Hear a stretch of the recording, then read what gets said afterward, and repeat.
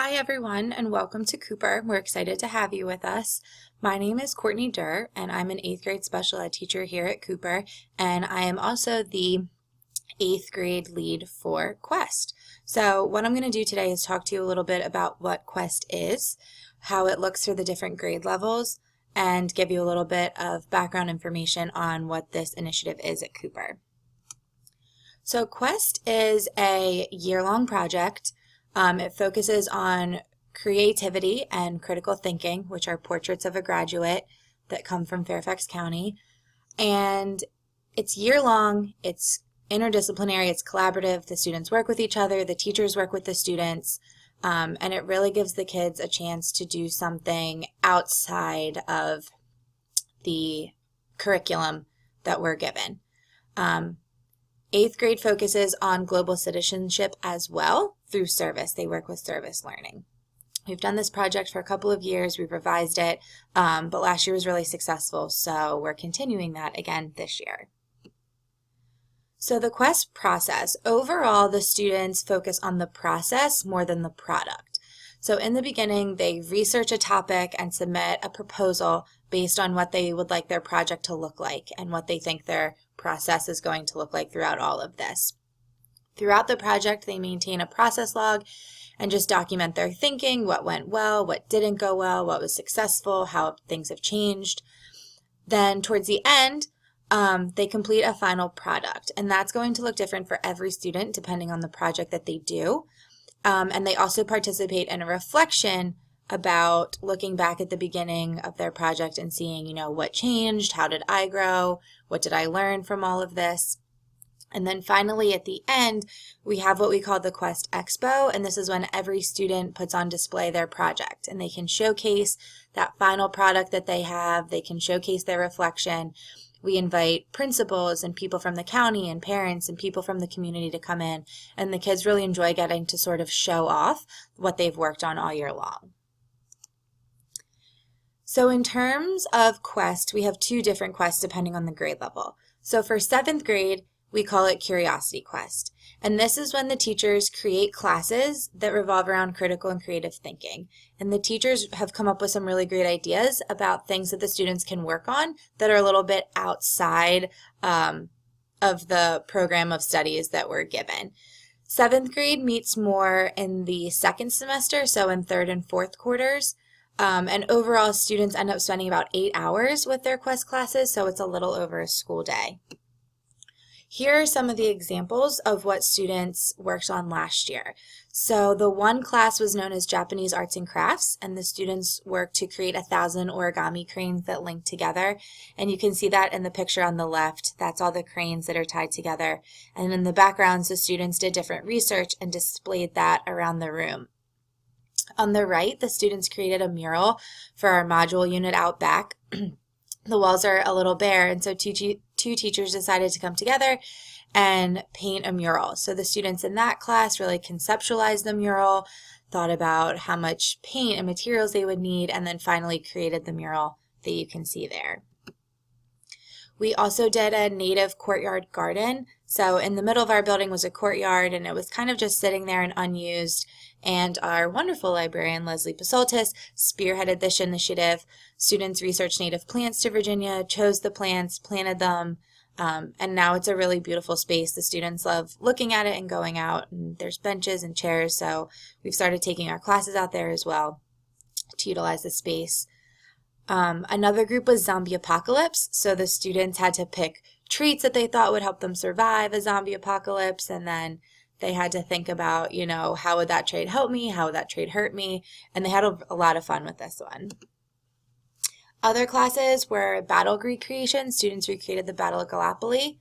Calling All Authors. Students wrote and illustrated their own children's books and then presented them on Quest Expo Day. Students also worked with bicycle safety and created a booth to teach other students about bicycle safety with the Cooper C2 cycling. And we also had a poetry slam. This was the first time we ever had one at Cooper. So the students planned the poetry slam, produced it. Other students submitted their poetry and performed it. And overall, we had about 45 students to participate. So it was really exciting for the kids to participate and also to see their peers in the poetry slam. Eighth grade is a little different. This one is called Service Quest, and it focuses more on service learning.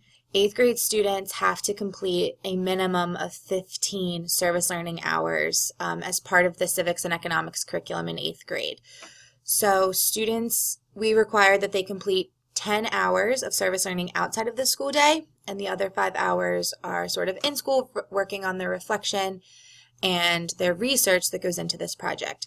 So this starts in September. Students will go to a service learning fair, which will have organizations in the community to come in so they can start to get an idea of what they can do in their community and start to give them an idea of what they'd like to work with. Then they're going to select one of the 5 themes that you can see at the bottom. So they're going to choose either to work with animals, child and youth support, the environment, health and wellness, or social services, which includes things like veterans, refugees, philanthropy, general service.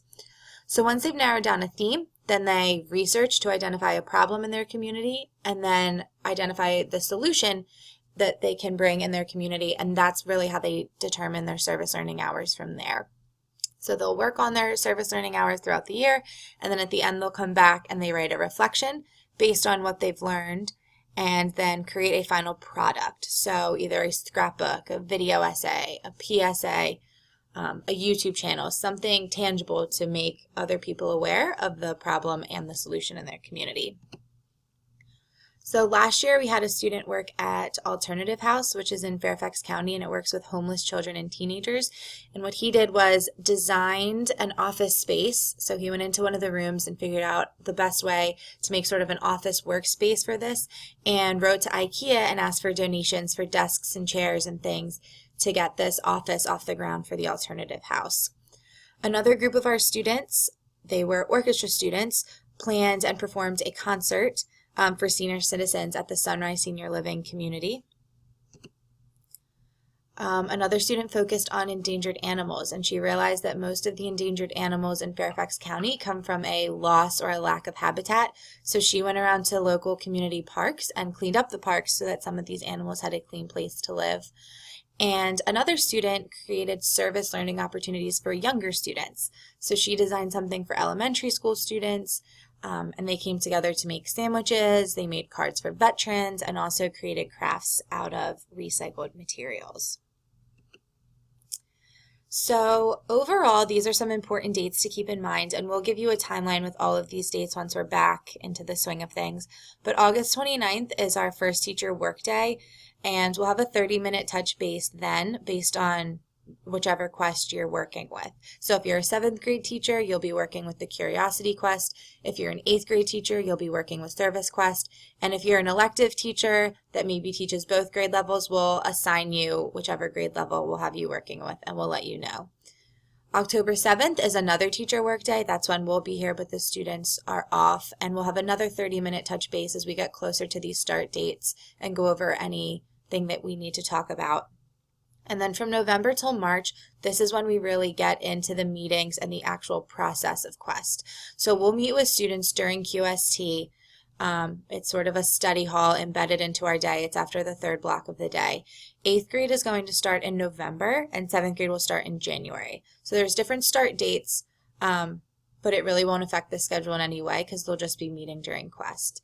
And then finally, as we get into the spring, these March and April dates, these will be 90-minute extended QSTs.